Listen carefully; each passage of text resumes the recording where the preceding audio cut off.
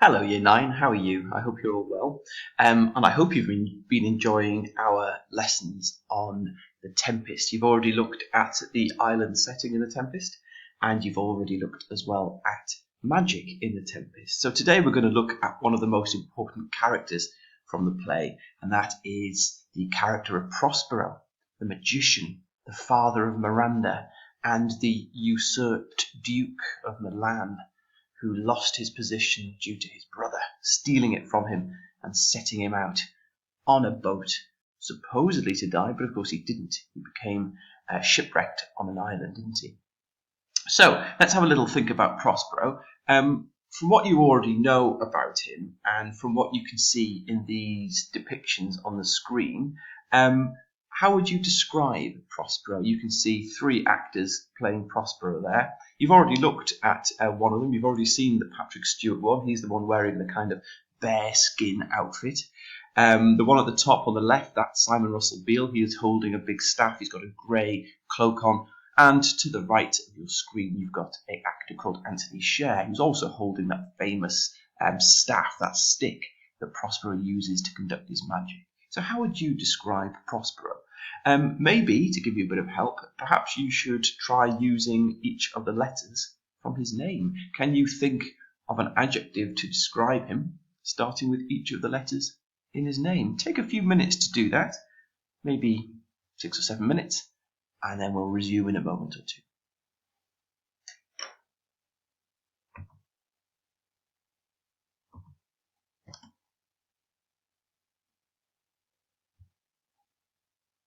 Okay, what did you get then? There are a few different options on the screen for you now. Maybe you got powerful, maybe you got oppressive, maybe you got oppressed. Is he an oppressive person, or has he been oppressed? Maybe you got sinister, petulant, regal, egotistical, thinks quite a lot of himself. Maybe you got ruthless. Which of these words do you think suits the character the best? Or maybe have a look at the words that you've chosen. Which do you think is the best description of him? And is he these things all of the time? Or does his character shift and change? We all change, don't we? We've all got different aspects to our personality. Which of these words are the best at describing Prospero? Okay, let's move on then. So we've seen how Prospero is described. Let's go in more detail now about looking at his character and how his character might have been formed by the island that he lives on. The next thing I'd like you to do now is to read this very brief summary of the play from the Royal Shakespeare Company's website. I'd then like you to answer the questions that follow. And all of these questions think about Prospero, his character, but also how his character has been affected by the island. I want you to think about each of these questions. I'd like you to spend 10 minutes working through them and just jotting down your ideas and your answers to them, please.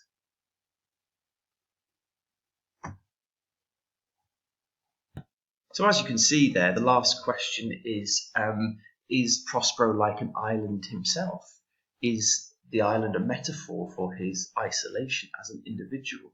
It's something interesting that continues throughout the play. It's a theme that's there throughout Shakespeare's work. Okay, moving on to the next slide then. We're going to have a little think now about how these themes develop on a wider scale through the play. So as you know, Prospero was the Duke of Milan until his brother Antonio usurped his position. That means he stole his position and had Prospero cast out to sea in a small boat with his daughter Miranda. Prospero and Miranda landed on an island where the only inhabitants are spirits and a strange creature called Caliban, who he now commands. So these are the 5 key facts that we learn about Prospero at the start of the play. Read through them, please.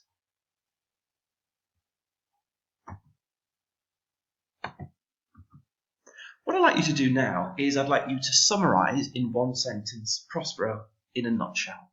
If you could describe Prospero in one sentence, how would you do it? You can pause the video at any point, of course, to do any of these activities. Take 3 minutes to describe Prospero in a nutshell.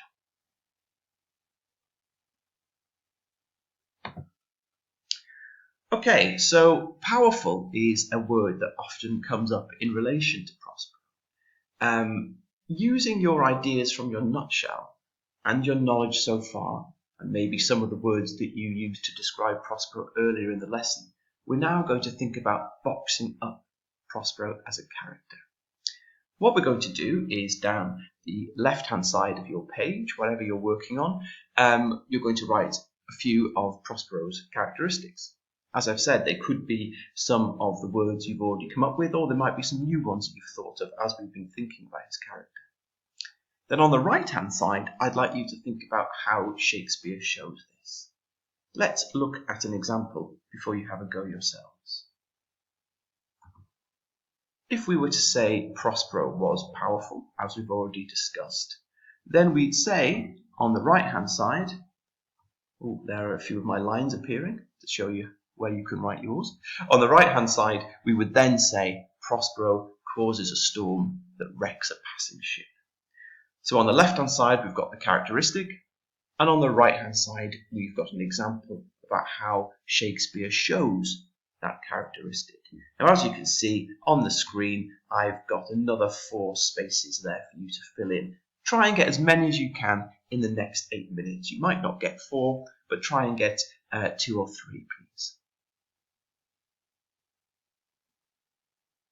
Okay, let's see how you got on then. Here are a few examples that I've come up with. I've thought vengeful is another good word to describe him. And I've said that we know about this. Shakespeare shows this because Prospero knows who is on the ship and does it on purpose. He creates a tempest on purpose. He's vengeful. He wants to get revenge. We also know he's intelligent because he possesses many books. Clever people tend to be people who read a lot, don't they? And he says that line, I think, my library is dukedom enough. As long as I've got my books, he seems to be suggesting, then I'm happy. But is he really? Because another word I've described him as is lonely and isolated. And we know this, Shakespeare shows this, because Prospero has very few people for company on his island. He has Miranda, who he loves very much, but the other people he interacts with tend to be his slaves in a way. Ariel does what Prospero tells him. And then there's Caliban, who is also kind of imprisoned as well. And finally, we've got bitter. Prospero has been harbouring his anger for years. So now we've got down the left-hand side some characteristics of a powerful, vengeful character. And on the right-hand side, we've got some examples of how Shakespeare actually shows that in the narrative. So using these, we're now going to generalise, as we do with a boxed-up process. We are now going to take away the thing that we used to produce our structure, and now we're going to create a generic character spine that you could use in future creative writing to create a powerful character, a bit like Prospero. You can store this away somewhere and use it again if you've ever got that task to do in creative writing. So what I'd like you to do now is just rephrase the sentences in the box on the right so that they can be applied to anyone. And I've done an example of this for you. So where before we had powerful as the characteristic, and the example of how Shakespeare shows this is Prospero causes a storm that wrecks a passing ship, that then changes to become generic, general, and it turns out something like this. Character uses unique strength to cause major event. So all we've done is just rephrased that characteristic, and taken away all that detail that makes it specific to the Tempest, and we've made it our own. We've made it general for future use. Have a go of the other examples that you've found. Perhaps you might want to use some of the ones that I've put on the screen as well and start adapting those to make them generic. When you've finished, you should then have a character spine that you can then use to help you write a powerful character in the future.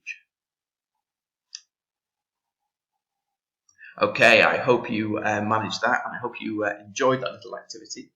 Okay, so just to start thinking about wrapping up our thoughts today on Prospero, you've come across numerous powerful characters in your reading this year. What can you remember about them? How many can you remember? Let me give you a couple of examples. Maybe you can think of Nat Hockham from The Birds as a powerful character. He was somebody who was in control of the situation he lived in, or at least he tried to be, because where did the power really lie in that story? Then we've got Ozymandias, the poem by Shelley about a once powerful and cruel leader. Again, the power's changed again a little bit, hasn't it? And what about Blood Brothers? Who were the powerful characters there? Was it Mrs. Lyons? Was it Eddie? It seemed to be linked into social class, didn't it? Okay, so I'd like you to just choose one of the characters that we've already looked at this year and answer this question very quickly, just in 5 minutes. How is your chosen character here similar to Prospero? Or how are they different? Spend 5 minutes thinking about those ideas, please. And finally, let's flash forward to the next couple of years. You're going to encounter many, many really interesting, really powerful characters over the next 2 years studying English. You've got some really exciting narratives and some incredible writing to experience. What can you predict about these characters? There are 3 of them on the screen now. There's Lady Macbeth from Macbeth, there's Mr. Burling from An Inspector Calls, and there's Dr. Jekyll and Mr. Hyde. Take 1 minute there to think about what you can predict about these characters and how powerful they are. Thanks very much for all your hard work, Year 9. See you next time.